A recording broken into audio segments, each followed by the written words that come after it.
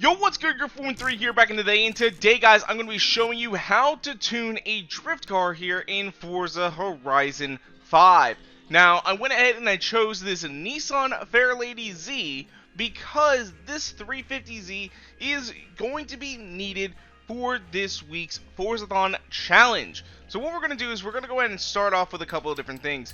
Really, you don't need to do too much here unless it is an all-wheel drive car. Then you're going to want to make sure that you drivetrain swap it to a rear-wheel drive.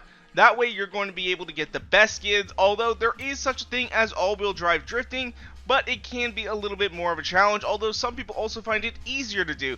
So that really depends on your style.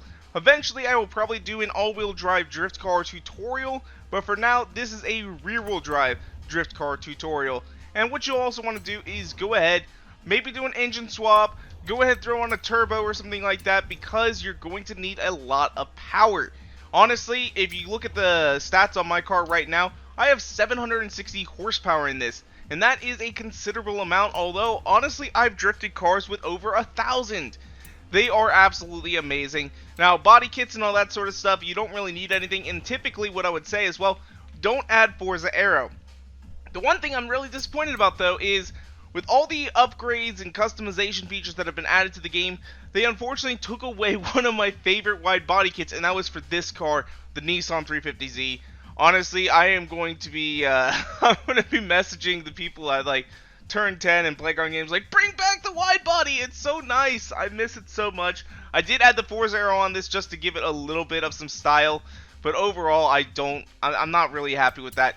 Now, when we get to tires and rims, so normally what I would do is I actually really like to do it on sport tires.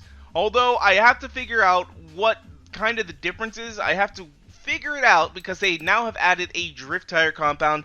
I've used this on my Toyota Supra drift car so far because I already do have a couple different drift cars already built. This is the tire compound that I have chosen to use on that. But honestly, the sport tire compound is also not too bad of an option. As you'll actually see, like, you have 5.4, 5.7, 6.7, and 3.4. So if we go ahead and look at this, you actually lose a little bit of that acceleration, and that's because it's going to probably allow you to make sure that you slide those tires out just a little bit more. You also lose a lot of launch, but you lose pretty much everything. I mean, you even lose braking. So overall, I think these tires are slightly worse than your sport tire compounds. If you feel like you need to get a little bit more grip out of your car, this might be the option for you. Although it actually says with the sport tire compound, it's actually minus 0.02 compared to your drift tires. So that is something to be aware of right there. And as well, what I like to do, this is just me, all my drift cars have the exact same wheel. Now the one that I choose are these ADV ones. That I just like them. It's really personal preference. But the reason why I do this is because when I'm in the menus looking for a car to use as a drift car, I go ahead and I search for these wheels, and that tells me essentially, hey, this is a drift car tune. And I do that also with my off-road cars, my rally cars, and my race cars. You know, race cars, though, typically as long as they're tuned up very well, that usually means that they're ready to go. But I always use the same wheel on my drift cars, that way they're easy to find.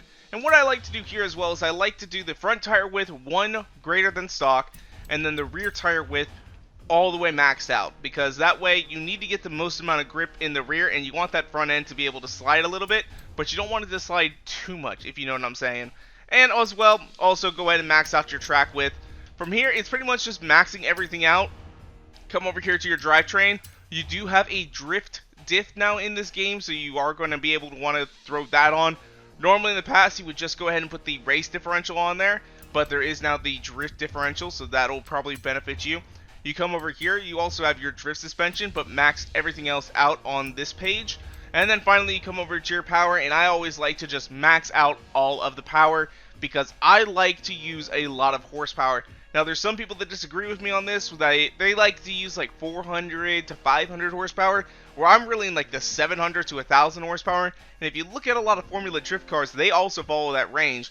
Like the Toyota Drift, the Formula Drift Toyota Supra, that is, has like 860 horsepower. It's a lot of power. So I go ahead and max all that out.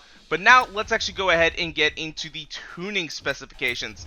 So what you're going to want to do is, I always like to start off actually with my drift cars a little bit heavier on the tire pressure, like 35-ish. That's kind of always a good one right there. You can also do 28.5 if you're feeling like it's just a little bit too much. Like if you're feeling like you're losing too much traction at the start, 28.5 will help you get up to like 35 when it's heated up. But I always like to have a little bit of a higher tire pressure when it comes to my drift cars. When it comes to gearing, what we're going to want to do is we're going to make sure that we get that first gear up to the second line. And this is really just a good starting point.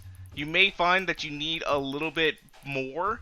And I honestly find that a lot of times with my drift cars. But I always like to start off with that second line right there. And then our final set, we just kind of make it so that it's a nice, gentle curve. Like a really nice, gentle curve. You don't want anything too exaggerated. Like, we don't want to max out this second one all the way out to the end. You know, just have it look kind of similar to what I've got going on right there. When it comes to alignment, it starts you off with the -5. Honestly, I think that's just a little bit too much. So I always like to go with a -3.5 on the front and on the back. That's kind of what I typically do. And then I do a 1.5 toe out, and then a 1.5 toe out on the rear as well. So we go ahead and max that out, and our front angle caster will stay the same.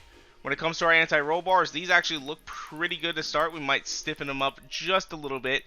Really, with my drift cars, I like them very, very stiff, and also very, very low. So on that ride height, you see how it's at 2.8 and 3.5. Sometimes I will try and level it out a little bit, but honestly, that looks pretty good. This looks pretty good as well. Just kind of always like to keep the front a little bit stiffer than the rear, and really that's working out in our favor.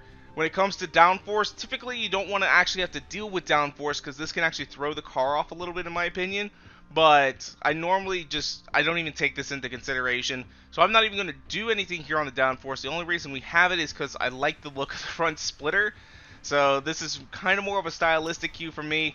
When it comes to braking, we want to put 55% of the pressure in the front, and then we want to raise our braking force up to at least 120. I find 120 is kind of right on point. It's kind of the best thing in my opinion that you can actually do. And then we get to our differential. Max out the acceleration to 100, and the deceleration, I like to stick it at 40. Honestly, this is just kind of a setup that I've really found actually works for me. So let's go ahead and take this off to a drift road and see how we do. Alright, so here we go. We are now starting our 350Z up onto the mountain. I will say on the way here, I did test it out just a little bit, and it honestly was handling fairly well. I mean, look at this. It's going halfway decent.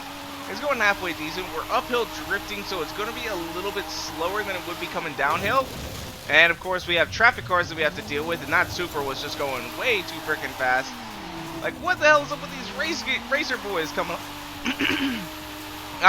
What the hell is coming up with these racer boys on the mountain? Like, I came over here the other day to test out my Toyota Supra, and honestly, if you look here, like, all the other cars were driving about this pace. So we were able to, like, get past them fairly easily. We were able to avoid them, but man, those guys were coming quick down the mountain. That is for sure.